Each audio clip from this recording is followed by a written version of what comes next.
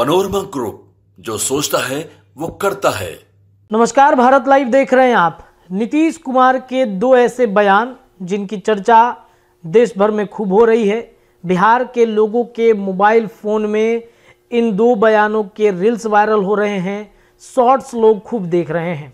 अभी अभी दीपावली खत्म हुई है, लेकिन गांव देहात में अब जो सुदूर जगहों से लोग पहुंच रहे हैं, ग्रामीण इलाकों में बिहार के राजनीति पर चर्चा कर रहे हैं, वो नीतीश कुमार के दिए गए दो बयानों का खूब बातचीत कर रहे हैं। जिनके हाथों में देखिए मोबाइल है और नीतीश कुमार के इस बयान की चर्चा अब गांव में, चौक चौराहों पर जो सुदूर लोग जो बिहार से बाहर रहते हैं वो बिहार आते ही करनी शुरू कर दिए। लोग समझा रहे हैं और समझने की कोशिश कर रहे हैं कि आखिरकार नीतीश कुमार के इन दोनों बयानों से बिहार के राजनीति में क्या बदलाव आ सकता है।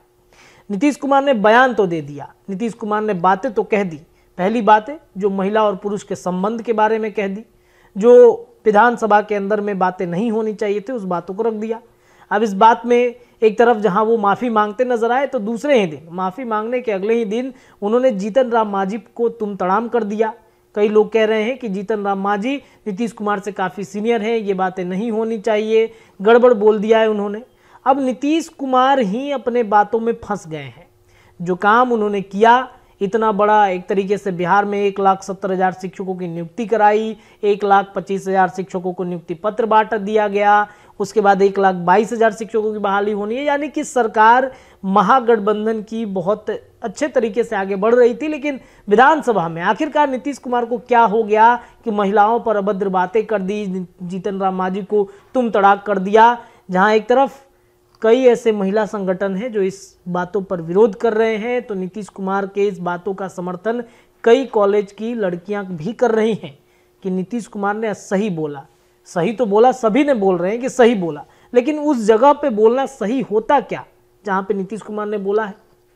अब चलिए दूसरी तरफ जीतन राम मांझी की चर्चा करते हैं। दलित नेता हैं, इतने बड़े बिहार के पूर्व में मुख्यमंत्री रह चुके हैं और इतना बड़ा चेहरा बिहार के लिए वो हैं।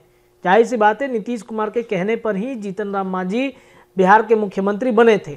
लेकिन एक चर्चा अगर संवैधानिक रूप से देखी जाए तो गांव में खूब हो रहा है कि नीतीश ने बनाया, अच्छी बात है, नाम आगे किया, अच्छी बात है, लेकिन सारे विधायकों के सहमति से ही तो जीतन राम मांझी पर मुहर लगी होगी। अब नीतीश क्या अपने ही दिए गए बयानों से फंस चुके हैं? महागठबंधन के लोग उनके साथ किनारा कर रहे हैं। ऐसी चर्चाएं खूब हो रही हैं।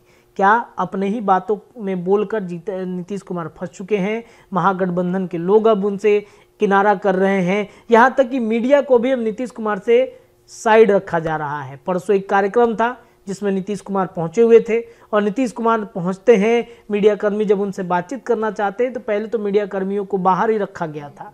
मीडिया कर्मी बाहर से ही उस कार्यक्रम को कवर कर रहे थे, विजुअल्स उठा रहे थे।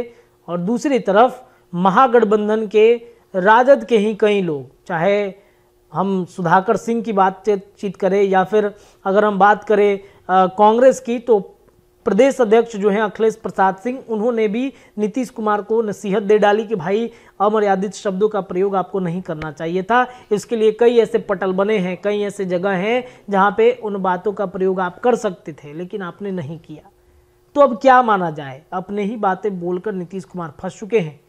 अपने लोग ही अब नीतीश कुमार से किनारा कर रहे हैं। अपने ही बयानों से सीएम नीतीश आहत हैं। जीतन राम मांझी पर जो टिप्पणी की गई है उससे कहीं ना कहीं सरकार खतरे में जरूर आ सकती है।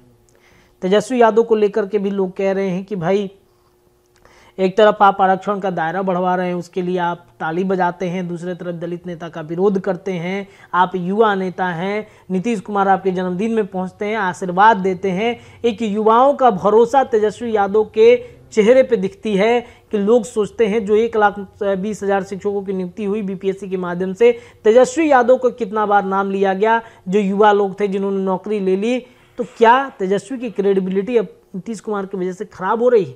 इसकी भी चर्चा बिहार में होनी शुरू हो चुकी है, क्योंकि जिस तरीके से शीतकालीन सत्र के दौरान हुआ, तेजस्वी यादव को आगे आना चाहिए था, मामले को समझाना चाहिए था, लेकिन उल्टा में तेजस्वी यादव ने नीतीश कुमार के बयानों का समर्थन दे दिया। अब इसकी भी चर्चा बिहार के राजनीतिक गलियारों में, खासतौर पे गाँव में ज़्यादा हो रही है कि भाई तेजस्वी यादव को, एक पढ़े लिखे आदमी हैं, वो कहते हैं कि हम उनके लोग कहते हैं कि बहुत इंटेलेक्चुअल स्तर के तेजस्वी हो चुके हैं, राजनीति बहुत अच्छे तरीके से कर रहे हैं, लेकिन इस तरीके के बयानों का समर्थन वो भी सदन के अंदर करना कहीं ना कहीं लोगों को नागवार गुजरी है। लोग कह रहे हैं कि तेजस्वी यादव से ये उम्मीद नहीं थी कि ये बातें वो क्यों कह रहे हैं। चर्चाएं तो तेज हैं, लगातार चर्चाएं होती रहेंगी, खबरों का सिलसिला भी यूं ही जारी रहेगा। जो बातें निकल के आएंगी वो हम आप तक पहुंचाते रहेंगे। फिलहाल इस खबर में इतना ही। देखते रहिए भारत लाइव। धन्यवाद। पनोरमा ग्रुप, जो सोचता है वो करता है।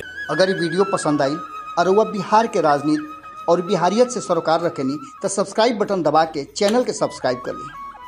ओजे एगो घंटी बा, ओकरा बटन दबा देला से कुल सटीक और मारक खबर रुआ मुफ्त में मिल जाई।